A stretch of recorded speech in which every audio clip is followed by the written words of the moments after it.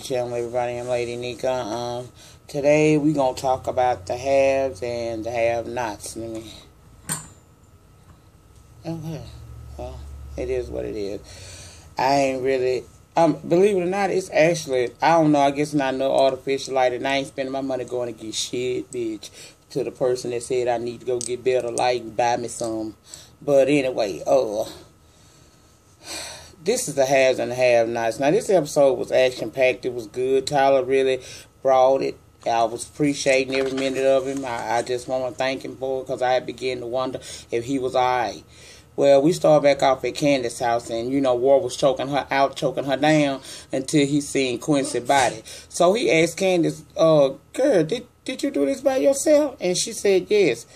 And he told her that was a good job, like he was congratulating her on learning something new. I don't know, y'all. That's how it went down. But anyway, he quickly got back into his feelings in that moment and said that he really didn't care about nobody, but he loved her, and she played him. And what we had been saying all along has come to pass. Candace got caught up. She didn't get that boy the right amount of money for the work that he did, helping her, you know, kidnap Jim and get that money. So now this is what she finna have to deal with. He mad. The hood done got mad at you, baby. And one thing about it, if the hood riding for you, you better keep the hood on good terms with you. But Candace ain't seem to know that in this moment, because Candace done did everything but keep the hood good. She done pissed the hood off, and baby, he there because he told her, he said, you gave me $150,000 of an alleged $400,000 you got, but you got $4 million. And I feel like if you got $4 million, that means that you owe me $1.5 million, and I want that now. And Candace started telling her, Candace started saying that she ain't have it. He ain't trying to hear that. He feel like she lying. We learned in this episode that War used to come around Hannah's house when she was a real Christian, and she fed him, clothed him, and gave him a couple dollars here and there. And as he grew up and got into his own thing, he did favors back for the family. He always looked out for all three of them. We also learned that there was a relationship between War and Candace at one time too, so that also played into why he always looked out for her. Well, he said that his reputation is on the line, and she trying to tell him no one has to know. He said, but I know.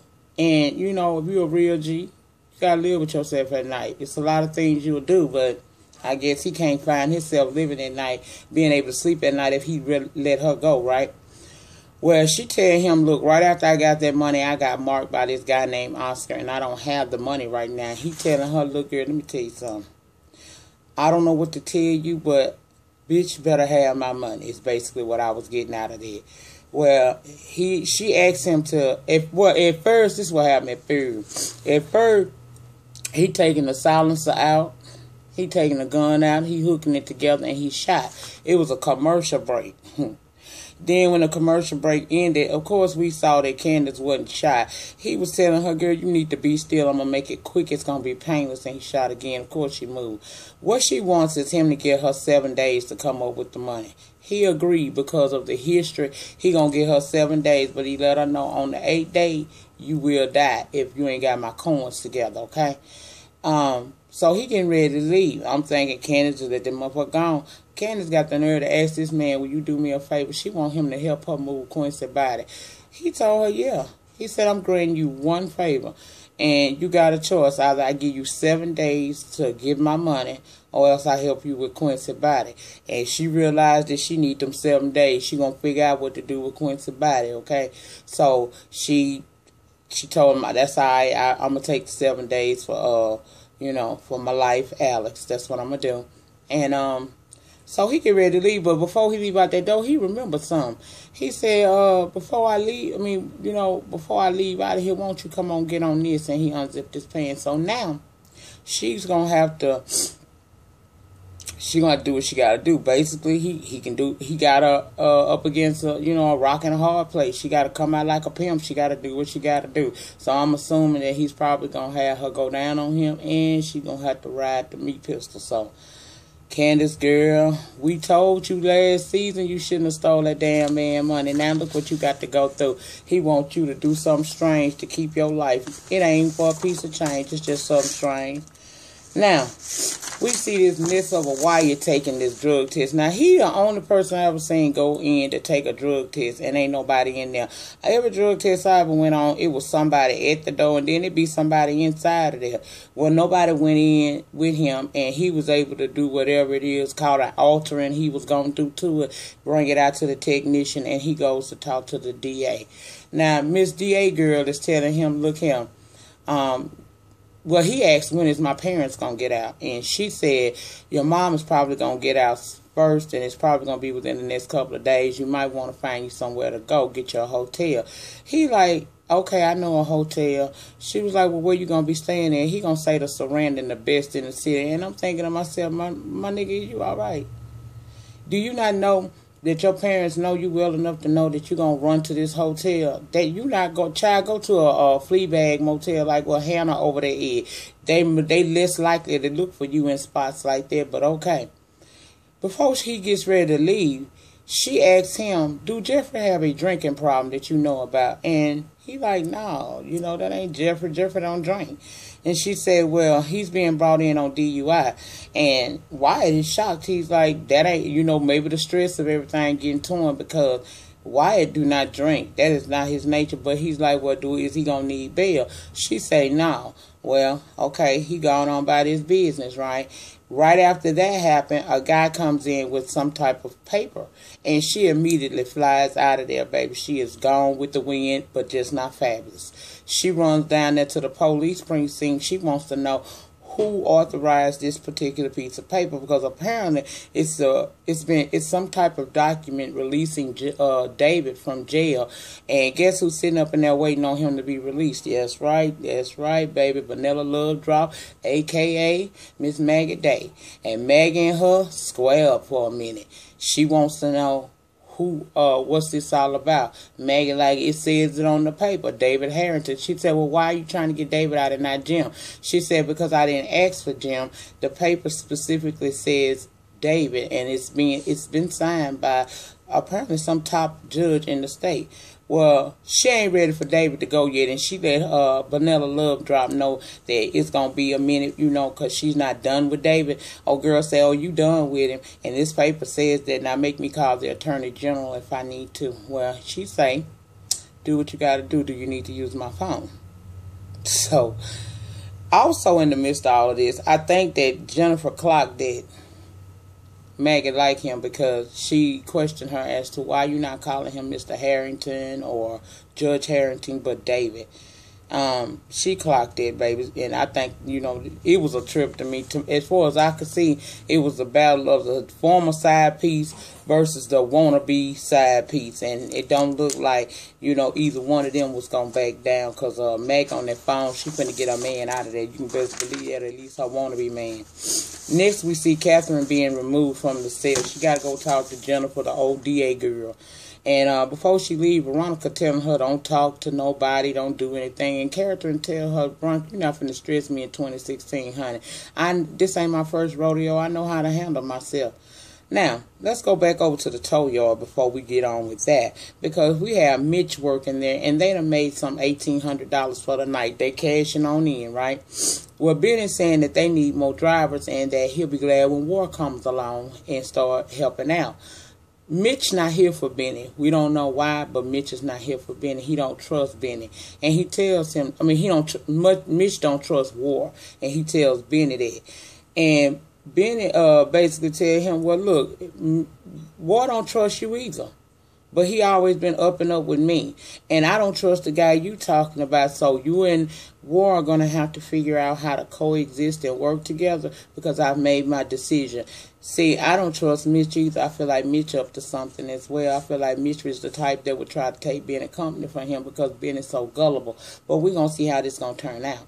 Now, let's go back over to the interview room where Miss D.A. girl is there, and she's having this wonderful she talking about this wonderful relationship. See you later. This wonderful relationship that she had with Catherine's father. And she said, you know, he put a lot of us through college, through scholarships, myself included. But guess what? A lot of those girls had to do certain favors to get their scholarship. But not me. Not me, girl. I got away. She says she got about 45 colleagues who'd love to start a class action lawsuit against the estate and ruin her dad's good reputation and ruin the name. Now, I'm like, child, the Bill Cosby ain't gonna worry me none, but Catherine was calm, cool, and collected. She asked her, you done? She said, you would have to be a scientist to do something like that. Because, see, that would be cutting off air. And that would mean that you'd be cutting off the air meaning money, to colleges, deans, teachers, judges, professors. So if you want to go ahead and do it. But I believe you're over your head. And Jennifer was stone-faced because she realized that she had bitten off more than she can chew. You don't want to mess with these people, girl. You do not. Catherine said, she said, now what I need to talk to you about is, I need to get that phone call because you have an heiress, me, in here, who's being denied her phone call. And I'm really being patient with you. But, you give me my phone call. Well, DA girl said she's going to get that call to her. She said, Veronica was right about you. You are a dumb bitch. So, of course, you know, that pissed old DA girl out because her whole scheme to scare Catherine into talking or doing whatever she wanted her to do, which is probably just talk, it backfired in her face because Catherine is not no dumb cookie. You're not going to be able to scare her like that, honey. Well, they hurry up and cart old Miss Catherine back off while DA girl have a chance to regather herself because she was all the way broke when Catherine had bust her face open like that. So they take her back, and then once she get back in there, we see them removing Veronica, and she being taken to that 3-cell situation that old dear Urban had set up. Now, once Veronica get there, she realized that it's a setup, and she, you know, she not fair to do no talking. At least she thinks she not. But as soon as she get in there, Jim and David is in the opposite cell on the end, and Jim ain't waste no time, baby. He starts saying, he in there telling her something different about you. Look like you lost your hair. What you do? She clapped back, someone is over there tested with no testicles. I hollered, y'all, the shade was good.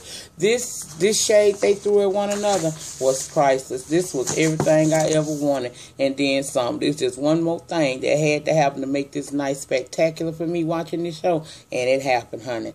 Well, child, they went back and forth, and Jim said it felt good to be choking Veronica around her neck, feeling her Adam's apple. He just wished it had been sooner. Now, David's sitting there. We thinking at this point David is going to be quiet because he done seen the newspaper article, but he told my watch it. That's still my wife. Jim said, who was that man in the photo, by the way? And David looked up and said, let it go. Just not the time nor the place. He's still sticking up for wifey. And Veronica talking to David, talking about, you not going to defend me? He coming at me like that, and you just going to let him talk to me like that? And he gave her a look that let her know to shut up and sit down, and she did it. And you know Jim did not let that ride. Jim said, oh, she does take commands. Talking about the woman like she an animal. Baby, these people know they cut up. But this is rich white people stuff. I love this type of shit. Next, what I needed to happen, happened. And he brought it with him. Next comes Jeffrey. He in the middle cell. And once he get in there, he got his head down. He don't notice his parents there. Next thing he know, he hear his mom saying Jeffrey and his dad talking about son. And he look up like, Mom, Dad, what y'all doing up in here? They asking why he in there. He say, well, I'm in here on a DUI. And Veronica saying she can't believe him. And he say, you can't believe me. What you doing in here, master manipulator, liar? Child, I was dead. Jeffrey was ready this time. She said, well, I'm in here under false accusations. He said, well, I was drunk. I did it. I know you ain't supposed to like to see nobody defy their parents, but I got it in there. I mean, I ain't gonna lie, y'all. I was here for it because she done did so much. It's about time for Veronica to pay the piper, don't you think? Child, whatever. Anyway. So Jim brings up the gay issue. I don't know why he did, but he did. He asked the boy, was he still gay? He said, yep, and if I could do every man in here, I'd do him right in front of you and make you watch. Right, he said he'd do Wyatt and anybody else, baby. He ain't here for this bullshit with his mama. Jeffrey said so much, child. He told her, watch herself. She said, what you gonna do? He said, he told her, watch yourself with your concrete scarred up knees and all on the floor, letting her know, I seen you in there with Benny. Well, Jim was egging it on, saying, tell him. Who is the dude in the photo? He passed the newspaper to Jeffrey. Now, Jeffrey knew that was Benny, but he didn't tell his daddy that it was Benny. He said he didn't know who it was. Child, he told Veronica, what more can she do to him? You done got me beat up. You let Quincy out of jail. And Jim said, oh, you did that too?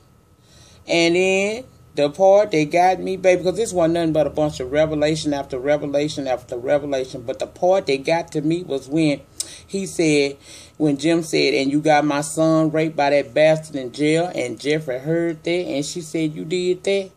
He said, you did that? He told her that her soul was even, he was going to do everything in his power to make sure that she spend the rest of her life behind bars. She ain't never going to see the light of day again. Because you know, Jeffrey loved him some Wyatt, even though they got a strange relationship, child, whatever. That scene right there in that jail cell, them 3 cells, baby, them 3 cells. He shouldn't have called it an evil soul. He should have called this here hell in a cell, because that's what it was, baby. It should have been called hell in a cell. I would have been so here for it. Jim told her after Jeffrey gave her that read, well, haven't you learned you can't control your kids into submission? She said, well, I sure will try, because when they left uncontrolled, you see what they do. They break their own lives apart, tear it apart, and they take a gun and end their own life with a pistol. And at that moment, he was ready to come through them balls at her. That's why I told y'all this episode was epic, especially that particular scene. Jim wanted to kill her ass for real. And baby, when I tell y'all, it was so much shit going on in that moment in that cell. The next thing we know, after all of that is said, David said, I think I will sleep with Maggie Day now. Veronica said, so that'll make us even? He said, no, because that'll make us, he said, no, it'll make us over. And you could have called her face too, because I'm sure part of that chipped off too. Now, when I tell y'all that was a good episode, that was good. This was a good episode. I was here for it. I'm sorry I'm late, but y'all, here I am on time to tell y'all about it. Benny go over to Candace's house, and instead of her coming inviting him in, she go out there. And basically, he there telling her that mom mad at me, and she like, okay. He said, no, mom is mad at me. Because normally she mad at everybody else and Candace, but Candace say she used to her mama always being mad, and she ain't faded by it. Well, he basically want his mama to come out that Fleabag motel, and he let Candace know that. However, he didn't tell her that he pushing the issue because she got Quincy Jr. He just saying that he want her to come back to the house, and she won't come unless she know where Candace got the money. And Candace ain't trying to come up off the information. Now, all this is going on at this front door. You got Rosa the nosy neighbor over there sweeping grass, which is, I don't know what she was sweeping grass for, nosy child. So I'm like, y'all keep it calm, keep it cool, keep it cute, because you know this one right here got the police that on speed dial, baby. She gonna hurry up and call somebody as soon as y'all get to act in any kind of way that's strange or suspicious in her mind. So he basically just want to know where she got it. the money from, and she not coming up off that information to tell him that. In fact, she told him she wasn't finna tell him where the money came from. She don't care about the mom staying at the Fleabag Motel, and she not feeling where she finna go in the house. But Benny wouldn't let that go. He went to trying to push his way in. I'm like, y'all, please don't start this, because Rosie, the nosy neighbor, is watching, baby. She gonna get him called the law. But she didn't get a chance to call him law, because he, of course, bigger than her. He was over to overpower her, and he got inside the house, and child, when he get in there, he see Quincy damn body laying there, and he about to have a hissy fit, a stroke, and a heart attack all in that moment. Talking about, Candace, what did you do? See, Benny, you be in stuff because you don't know how to get out of stuff. You understand what I'm saying? If you would spend more time trying to get up out of, stay out of people's shit, you'll be all right, because you clearly can't handle tough situations, which I don't understand how you could, because was it not just last or before the break, he got to put that boy in the truck and tried to kill him? Boy, help your sister move that body. In the meantime, in between time, please like, comment, subscribe. I'll see you guys back down here for American Crime. Peace.